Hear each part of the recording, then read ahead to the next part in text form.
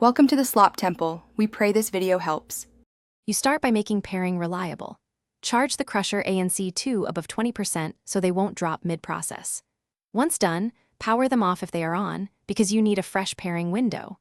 Press and hold the power/pairing button for about 3 to 5 seconds. You'll see the LED flash blue and white. This means the headphones are in Bluetooth pairing mode and broadcasting their name.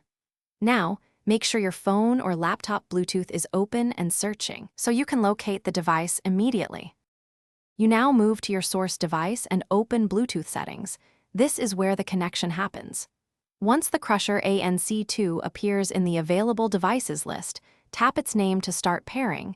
This sends a handshake that authenticates the link. If a passkey prompt appears, enter 0000 or simply accept the pairing. That's standard for many audio devices. After the system confirms connection, you'll hear an audible cue from the headphones and see the status change to connected in your device's Bluetooth menu. You finish by testing audio playback and the active noise cancellation and make sure the bass slider or amp settings behave as expected.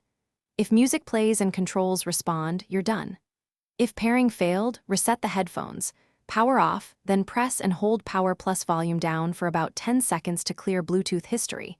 Next, re-enter pairing mode and try again. Finally, if problems persist, open the Skullcandy app and update headphone firmware. Updates often resolve stability. Thanks for watching. Consider subscribing if we helped you.